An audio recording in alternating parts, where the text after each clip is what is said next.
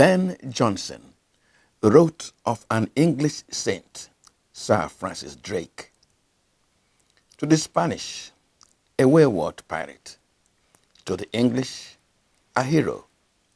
He could be considered a morally dubious hero in many ways, perhaps even a villain, but was still incredibly influential in Tudor times.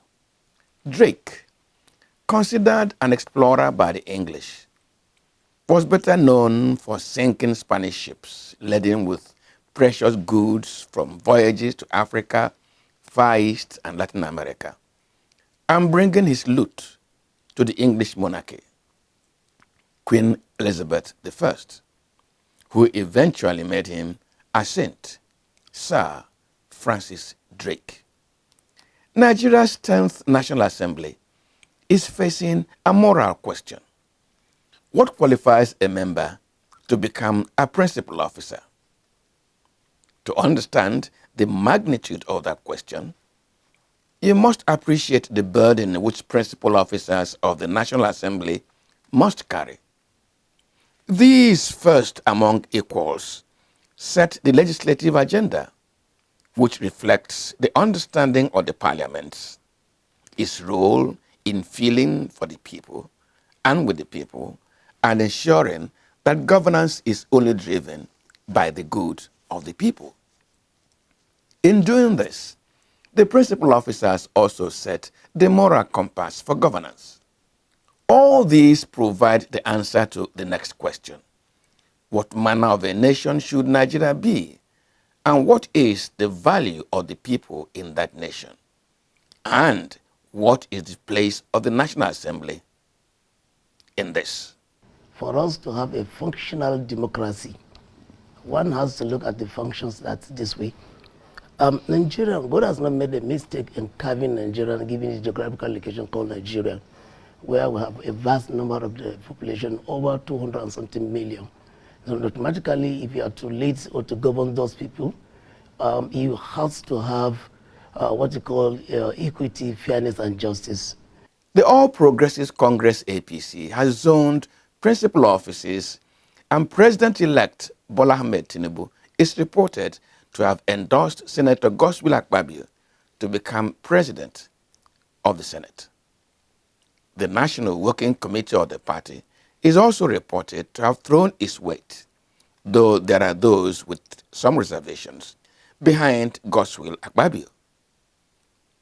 Do Godswill Akpabio's antecedents support a capacity to answer to the expectations of a strong moral fiber, an understanding of where Nigeria should be headed, the skill to create a legislative agenda that can check the excesses of an executive that is taken off with a sense of power entitlement? I have had a close relationship with Senator Godswill Akpabio, the former governor of Akwa Ibom State, the former Senate Minority Leader, the former Minister of Niger Delta Affairs, and former Commissioner Akwa Ibom, a lot of other positions he has held. I see and I know Senator Godswill Akpabio to be one person that has the interests of his people.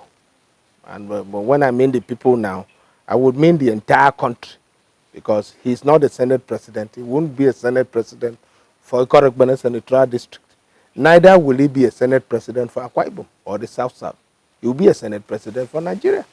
You know, he's a man of the people, and very kind-hearted gentleman. And I don't see him as somebody who would go and compromise with the executive.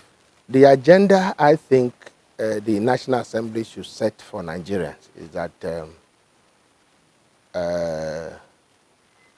with all the resources we have in the country at the moment, I think everybody, including the incoming members of the National Assembly, everybody should come to terms that we ought not to be where we are at the moment. That's a fact.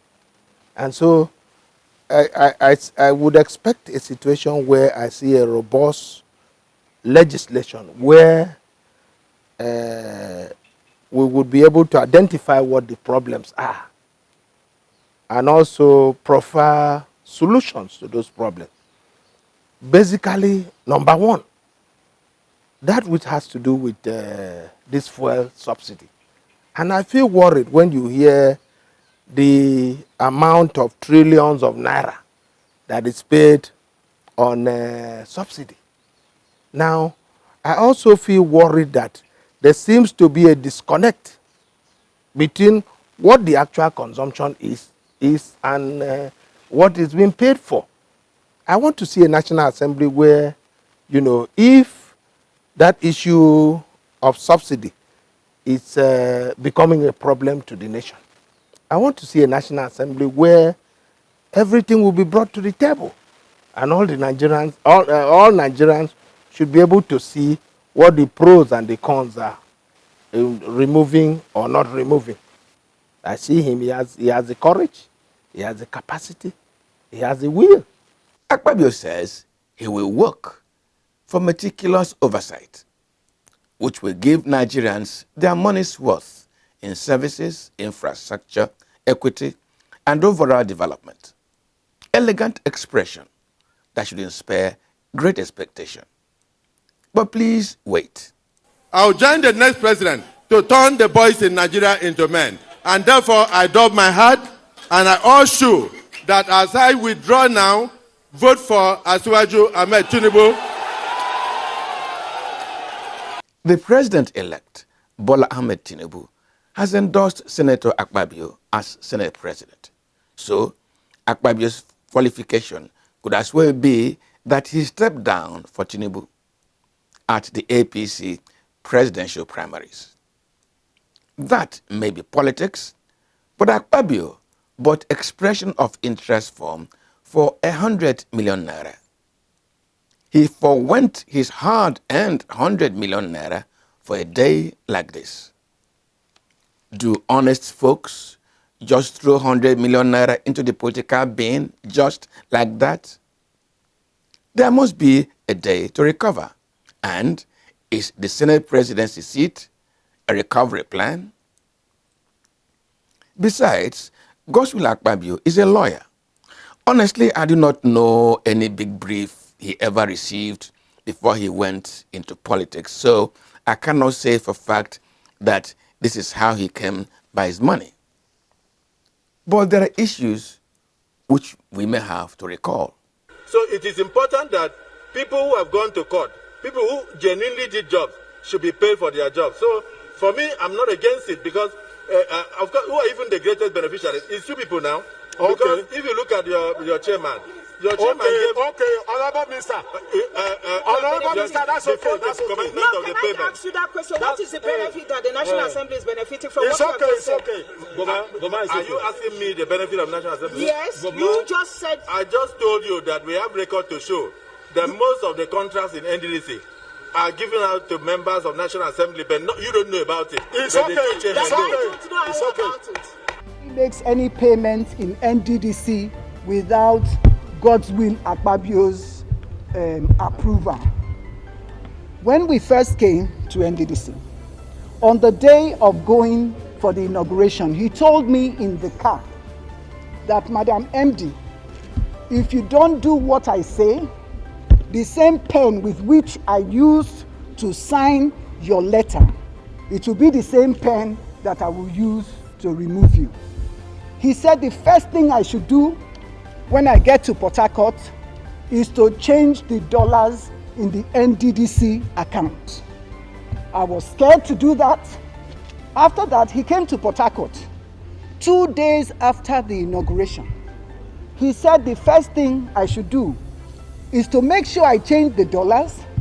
I should remove Mr. Kaltungo from being legal and send him on compulsory retirement, that we cannot have a northerner be the head of the legal team, of the legal unit. He came also with a draft, which I've submitted, with a draft letter that I should write and put it on my letterhead, implicating Senator Mobushi for collecting contracts in NDDC.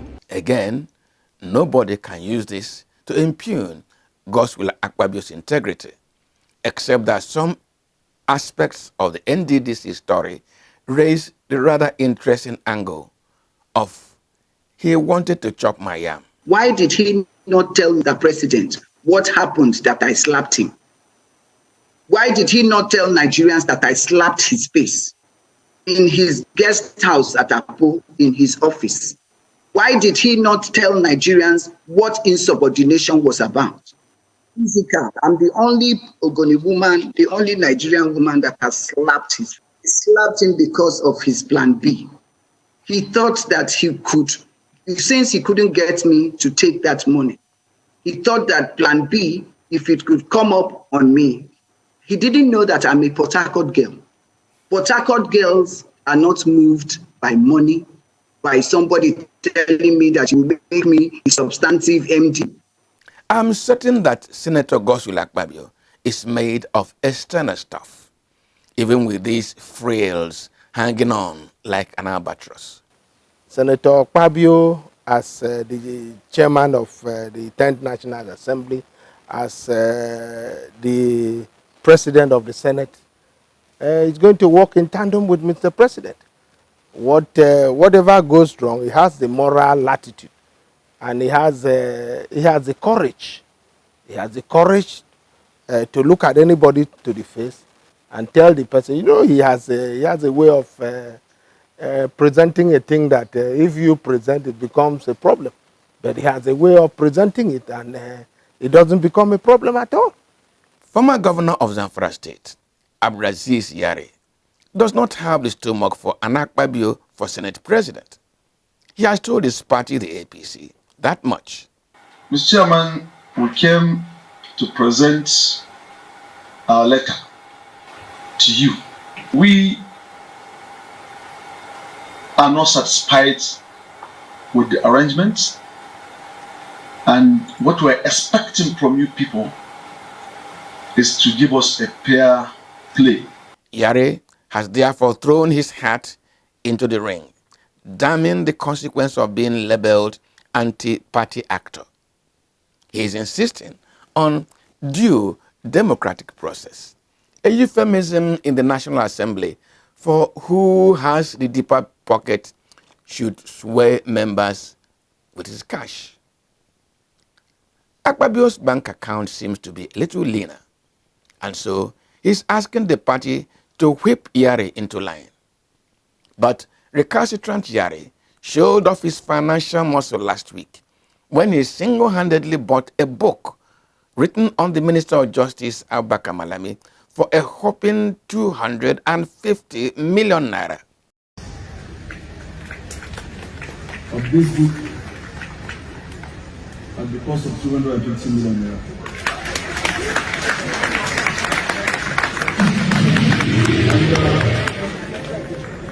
If Akpabio thinks that 100 million naira can get him the Senate presidency seat, what about 250 million naira put where power seems to flow from?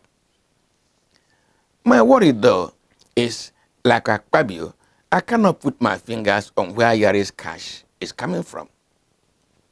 With all the mass murder in Zamfara State while he was governor, and the level of poverty, near absence of education that shames the black man, Yari's years did not address this shame.